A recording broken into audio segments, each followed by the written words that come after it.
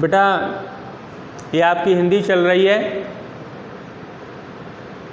और हिंदी में आज आपके लिए अग्र पूजा में क्लास 10th हम पढ़ा रहे हैं।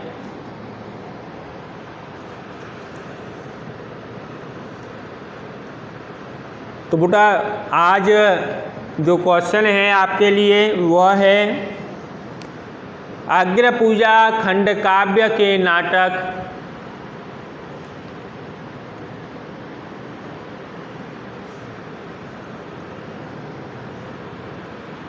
दोबारा नोट करें बेटा। अग्र पूजा खंड काव्य के नायक श्री कृष्ण का चरित्र चित्रण कीजिए।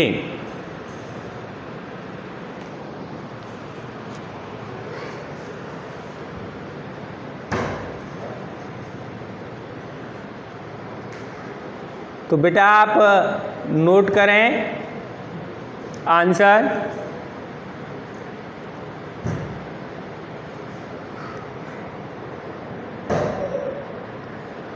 लिखें श्री राम बहोरी शुक्ल द्वारा रचित अग्र पूजा खंड काव्य के नायक श्री कृष्ण हैं।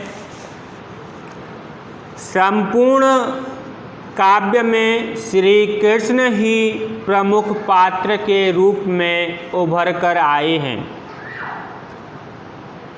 युधिष्ठिर के राजसूय यज्ञ में सर्वप्रथम श्री कृष्ण की ही पूजा होती है और वे ही समस्त घटनाओं के सूत्रधार हैं। हमें उनके चरित्र की निम्नलिखित विशेषताएं दिखाई देती हैं। नंबर 1, लीलाधारी दिव्य पुरुष। लिखें बेटा इसमें कवि ने मंगलाचरण में श्री कृष्ण के विष्णु रूप का स्मरण किया है। विश्वकर्मा से भयानक खांडव वन में अलौकिक नगर का निर्माण करवा देने, शिशुपाल को अनेक रूपों में दिखाई देने से वे पाठकों को अलौकिक पुरुष दिखाई पड़ते हैं।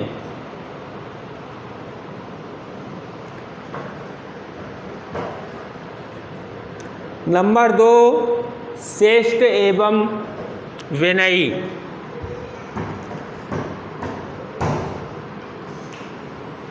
लिखा बेटा श्री कृष्ण सदा बड़ों के प्रति नम्र भाव रखते हैं। वे कुंती आदि पूज्य जनों के सम्मुख शिष्टाचार और नम्रता का व्यवहार करते हैं। वे युधिष्ठिर के राजसूय यज्ञ में ब्राह्मणों के चरण धोने का कार्य स्वेच्छा से ग्रहण करते हैं। नंबर 3, पांडवों के परम हितैषी। बेटा लिखें इसमें श्री कृष्ण पांडवों के परम हितैषी हैं। वे उनके सभी कार्यों में पूर्ण सहयोग देते हैं। वे पांडवों को लाक्षागृह में भस्म होने से बचाते हैं। द्रौपदी के स्वयंवर में पांडवों को पहचान कर उनसे आत्मीयता से मिलने जाते हैं। वे पांडवों के लिए इंद्रपुरी सदृश नगर का निर्माण करवाते हैं और उनके राजसूय यज्ञ की सफलता के लिए जरासंध को मारने की योजना बनाते हैं। राजसूय यज्ञ में किसी विरोधी राजा के विघ्न डालने की आशंका से वे ससैन्य यज्ञ में पहुंचते हैं और इन्हीं बातों से स्पष्ट है कि श्री कृष्ण पांडवों के शुभ चिंतक थे।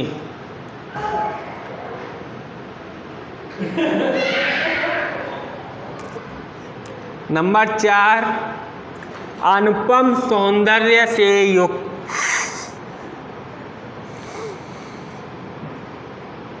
तो बेटा नोट करें इसमें, श्री कृष्ण अलौकिक महापुरुष और अनुपम सौंदर्यशाली थे।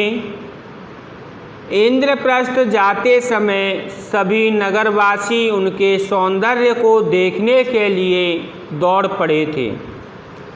इंद्रप्रस्थ की नारियां उनकी मधुर मुस्कान पर मुग्ध होकर न्यौछावर हो जाती हैं। बेटा इसमें एक दोहा भी कहा गया है, वह है, देखा सुना न पढ़ा कहीं भी ऐसा अनुपम रूप अमंद, ऐसी मधु मुस्कान न देखी है गोविंद सदृश गोविंद। नंबर 5 लिखें बेटा, धैर्यवान एवं शक्ति संपन्न। श्री कृष्ण परमवीर थे। यही कारण है कि वे केवल अर्जुन और भीम को साथ लेकर जरासंध का वध करने पहुंच जाते हैं। शिशुपाल की अशिष्टता और नीचता को वे काफ़ी समय तक सहन करते रहे।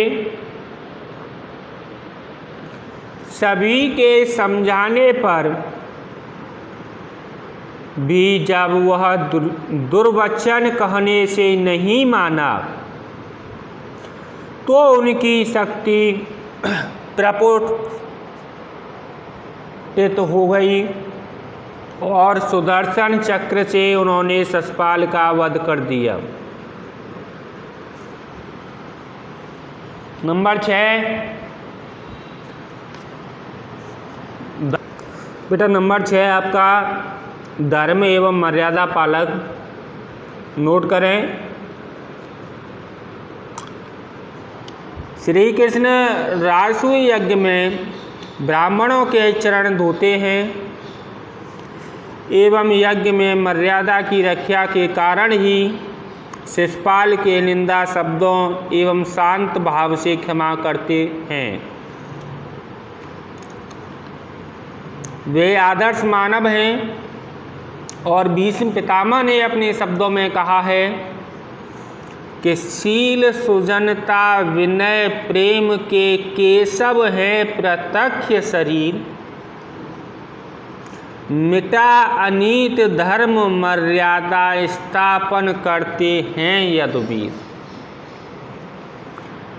नंबर 7 है बेटा, अनासक्त योगी।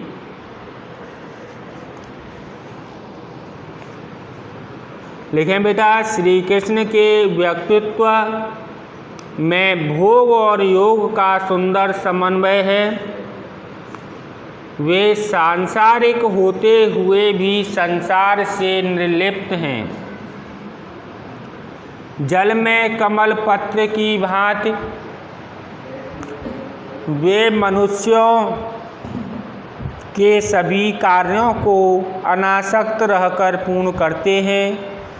सबके पूजनीय होने के कारण ही उन्हें अग्र पूजा के लिए चुना जाता है।